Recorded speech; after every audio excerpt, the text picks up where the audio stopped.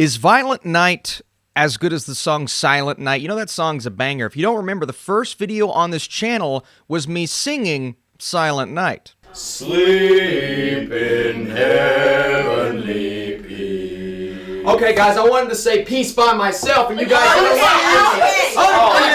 I'm done. I'm finished. Just go back to your dinners. Get you, man. Dude, sit down! Sit down, Julius! Sit down! What is up, Flick fans? Welcome back to my channel. That was a skit for my school news show. Was it funny? Probably not. But today we're going to talk about the brand new David Harbour action movie, and that's Violent Night. Let's do it. So a team of elite mercenaries break into a wealthy family compound on Christmas Eve, taking everyone inside hostage. But the team isn't prepared for a surprise combatant, and that is Santa Claus, who is on the grounds, and he's about to show why this Nick is no saint. I see what you did there. This movie is obviously going to be rated R, for strong bloody violence language throughout, and some sexual references. Oh my god, it may not be a movie you want to take your kids to, because along with the crazy amount of John Wick style violence, you're also going to get some language and those references in there that make it a very adult picture, but one that I think most people over the age of 18 is at least going to have some fun with. Now, this is a story with its fair share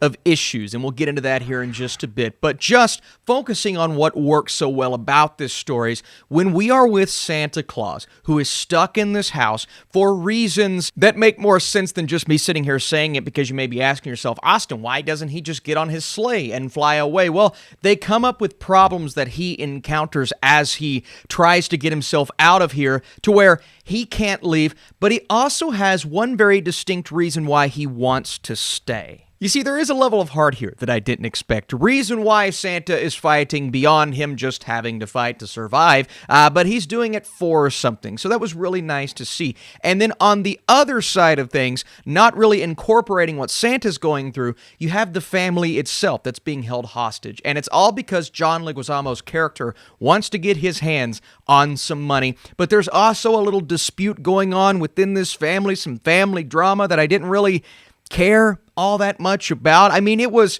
funny enough, and there are some laugh-out-loud worthy moments, maybe one or two, and then some chuckle-worthy moments that aren't as funny, but it does do just enough to keep your interest. But I found myself being more interested in every time we would go back to Santa, or every time we would go back to this little girl who's hiding in a different spot. So that's where the story is. It's a bit all over the place at points, and we also get a bit of a flashback as to where Santa came from, and maybe why he's a bit more of a badass than he has been in other films, other than Ed Asner in Elf. Okay, that's the best badass Santa you'll ever see. But let's talk about the characters. Beverly D'Angelo as Gertrude. Her presence is felt within this family setting, and speaking of the family setting, how about Leah Brady as Trudy? She's kind of the heart and soul of the film, and you can't help but to smile every time she's on screen. But then you have John Leguizamo as the character of Scrooge, and this is a guy who's going to do whatever it takes to get what he wants, but he also has this anger towards Christmas, and the fact that he's going up against Santa Claus, well, makes him that much more ferocious. But David Harbour as Santa Claus, oh my god, he is so entertaining. And you get those little subtle things. He says ho ho ho just faintly when he laughs, but you also get some great callbacks in the midst of fighting, some magic tricks being used while he's fighting. A guy sticks his hand in his magic sack.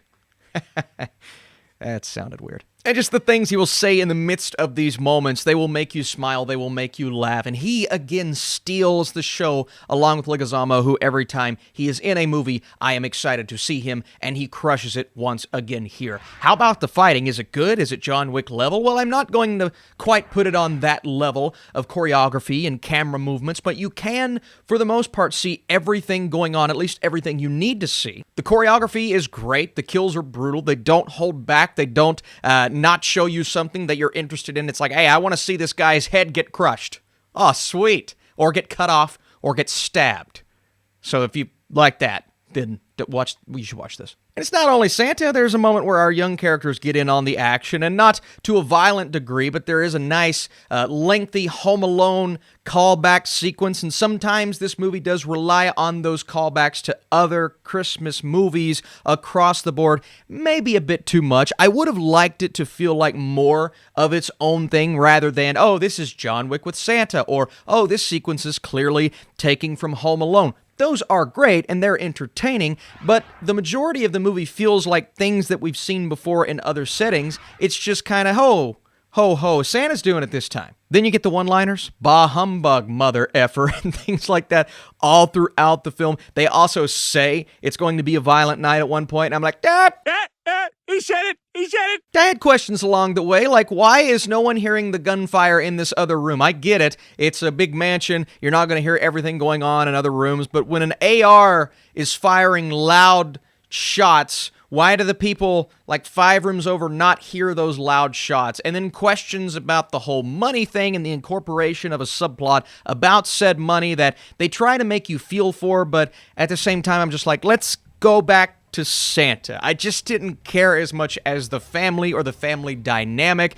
There are some sweet moments that come from that, but mostly with the daughter, who is not with the family most of the time. So I do wish Violent Night focused more on just Santa, but I can't complain too much because those scenes were outstanding and the humor is spread throughout the movie. Before I give you my score, the best way to support this channel is by dropping that like down below, and today's secret phrase is seasons beatings. If you want to comment that to confuse people who didn't make it to this point in the video, that would be awesome. Violent Night is as insane as a Santa Claus meets John Wick premise should be. David Harbour kicks all kinds of ass, and the fights are even more brutal than expected. There are unnecessary story points along the way, but the final result is a good time, good enough to get a 71% from me. Again, the movie itself is a bit scattered, but I had fun with it, and my audience was cracking up, and they were really into it. So I think this one is going to be a success, and I also think it could stick around for Christmases